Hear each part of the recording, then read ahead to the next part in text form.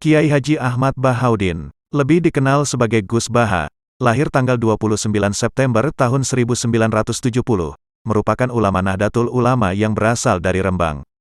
Ia dikenal sebagai salah satu ulama ahli tafsir yang memiliki pengetahuan mendalam seputar Al-Quran. Ia merupakan salah satu murid dari ulama harismatik Kiai Maimun Zubair. Gus Baha merupakan putra dari seorang ulama pakar Al-Quran dan juga pengasuh pondok pesantren Tahfidul Quran LP3IA, Kiai Nur Salim Al-Hafidh, dari Narukan, Kragan, Rembang.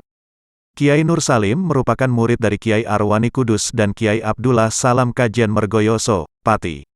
Nasabnya bersambung kepada para ulama besar. Bersama Kiai Nur Salim, Kiai Haji Hamim Jazuli, Gus Mik memulai gerakan Jantiko, Jamaah Anti Koler, yang menyelenggarakan kajian Al-Quran secara keliling. Jantiko kemudian berganti mantap, Majelis Nawaitu Topo Broto, lalu berubah jadi Dikrul Gofilin. Kadang ketiganya disebut bersamaan, Jantiko Mantap dan Dikrul Gofilin. Dari silsilah keluarga ayah, Gus Baha merupakan generasi keempat ulama-ulama ahli Al-Quran. Sedangkan dari silsilah keluarga ibu, Gus Baha menjadi bagian dari keluarga besar ulama Lasem, dari Bani Mbah Abdurrahman Basyaiban atau Mbah Sambu.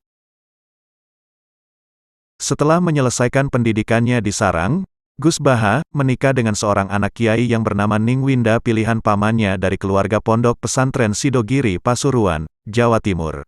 Ada cerita menarik dengan pernikahan beliau. Jadi sebelum lamaran, Gus Baha menemui calon mertuanya dan mengutarakan sesuatu. Beliau mengutarakan bahwa kehidupan beliau bukanlah model kehidupan yang glamor, melainkan kehidupan yang sangat sederhana. Beliau berusaha meyakinkan calon mertuanya untuk berpikir ulang atas rencana pernikahan tersebut. Tentu maksud beliau agar mertuanya tidak kecewa di kemudian hari. Namun mertuanya hanya tersenyum dan mertuanya hanya mengatakan, "Klop," alias sami mawon kalih kulo. Kesederhanaan Gus Baha dibuktikan saat beliau berangkat ke pondok pesantren Sidogiri untuk melangsungkan upacara akad nikah yang telah ditentukan waktunya. Gus Baha berangkat sendiri ke Pasuruan dengan menumpang bis kelas ekonomi. Kesederhanaan beliau bukanlah sebuah kebetulan, namun merupakan hasil didikan ayahnya semenjak kecil. Setelah menikah, Gus Baha mencoba hidup mandiri dengan keluarga barunya. Gus Baha menetap di Yogyakarta. Selama di Jogja, beliau menyewa rumah untuk ditempati keluarga kecilnya. Semenjak Gus Baha menetap di Yogyakarta, banyak santri-santri beliau di Karangmangu yang merasa kehilangan. Hingga pada akhirnya mereka menyusul Gus Baha ke Yogya dan Urunan atau Patungan Un, untuk menyewa rumah di dekat rumah beliau. Tiada tujuan lain selain untuk tetap bisa mengaji kepada beliau. Ada sekitar 5 atau 7 santri Mutahorijin Al-Anwar maupun MGS yang ikut ke Yogya. Saat di Yogya inilah kemudian banyak masyarakat sekitar rumah Gus Baha yang akhirnya minta ikut ngaji kepada beliau. Gus Baha kecil dididik belajar dan menghafalkan Al-Quran secara langsung oleh ayahnya dengan menggunakan metode tajwid dan makhorijul huruf secara disiplin. Hal ini sesuai dengan karakteristik yang diajarkan oleh guru ayahnya, yaitu Kiai Haji Arwani Kudus. Kedisiplinan tersebut membuat Gus Baha di usianya yang masih muda, mampu menghafalkan Al-Quran 30 juz beserta qiraahnya. Menginjak usia remaja, ayahnya menitipkan Gus Baha untuk mondok dan berkhidmah kepada Syekhina Kiai Haji Maimun Zubair di Pondok Pesantren Al-Anwar Karangmangu, Sarang, Rembang. Pondok Al-Anwar tepat berada sekitar 10 km arah timur dari rumahnya. Di Pondok Pesantren Al-Anwar inilah keilmuan Gus Baha mulai menonjol seperti ilmu hadis, fikih, dan tafsir. Dalam ilmu hadis, Gus Baha mampu menghatamkan hafalan Sahih Muslim, lengkap dengan matan, rawi dan sanadnya. Selain Sahih Muslim, beliau juga menghatamkan dan hafal isi kitab Fathul Muin dan kitab-kitab gramatika bahasa Arab seperti Imriti dan Alfiyah Ibnu Malik. Bahkan menurut sebuah cerita, dengan banyaknya hafalan yang dimiliki oleh Gus Baha, menjadikan beliau sebagai santri pertama Al-Anwar yang memegang rekor hafalan terbanyak. Selain itu, menurut cerita lain juga menyebutkan bahwa, ketika akan mengadakan forum musyawarah atau batsul masail di pondok, banyak teman-teman Gus Baha yang menolak kalau Gus Baha untuk ikut dalam forum tersebut. Sebab beliau dianggap tidak berada pada level santri pada umumnya karena kedalaman ilmu, keluasan wawasan dan banyaknya hafalan yang dimiliki oleh beliau. Maka, atas dasar kedalaman keilmuan yang dimiliki Gus Baha, Hal ini yang kemudian membuat Gus Baha diberi kepercayaan untuk menjadi Rois Fatul Muin dan Ketua Ma'arif di jajaran kepengurusan pesantren Al-Anwar. Selain menonjol dengan keilmuannya, beliau juga merupakan sosok santri yang dekat dengan kiainya.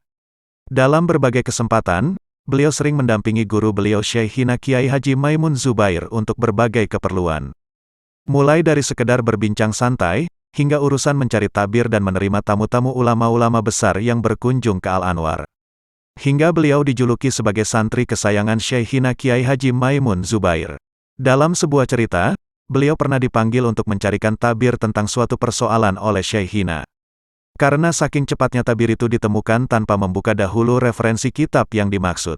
Hingga Syekhina pun terharu dan berkata, "Iyo ha, koe pancen cerdas tenan." Gus Baha juga kerap dijadikan contoh teladan oleh Syekhina saat memberikan mawaid di berbagai kesempatan tentang profil santri ideal.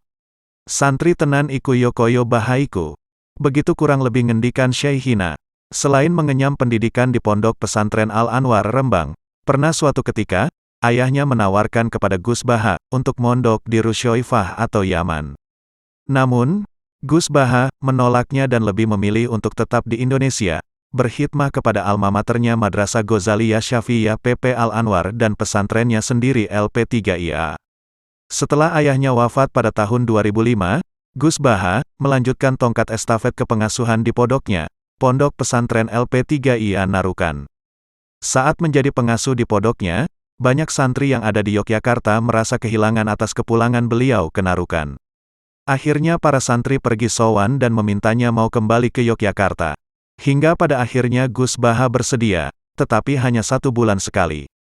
Selain menjadi pengasuh di pondoknya dan mengisi pengajian di Yogyakarta, Gus Baha juga diminta untuk mengisi pengajian tafsir Al-Quran di Bojonegoro, Jawa Timur. Adapun untuk waktunya dibagi-bagi, di Yogyakarta minggu terakhir, sedangkan di Bojonegoro minggu kedua setiap bulannya.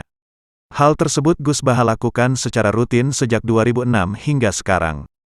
Sebagai seorang santri tulen, yang berlatar belakang pendidikan non-formal dan non-gelar, Gus Baha diberi keistimewaan untuk menjadi sebagai Ketua Tim Lajnah Mushaf Universitas Islam Indonesia, UII, Yogyakarta. Gus Baha duduk bersama para profesor, doktor dan ahli-ahli Al-Quran dari seluruh Indonesia seperti Profesor Dr. Quraisy Shihab, Profesor Zaini Dahlan, Profesor Sohib dan para anggota Dewan Tafsir Nasional yang lain. Pada suatu kesempatan pernah diungkapkan oleh Profesor Quraisy Shihab bahwa kedudukan Gus Baha di Dewan Tafsir Nasional selain sebagai mufasir, juga sebagai mufasir faqih karena penguasaan beliau pada ayat-ayat ahkam yang terkandung dalam Al-Quran. Setiap kali Lajnah menggarap tafsir dan mushaf Al-Quran, menurut Profesor Quraisy Shihab, posisi Gus Baha selalu di 2 keahlian, yakni sebagai mufasir seperti anggota Lajnah yang lain, juga sebagai faqihul Quran yang mempunyai tugas khusus mengurai kandungan fikih dalam ayat-ayat ahkam Al-Quran.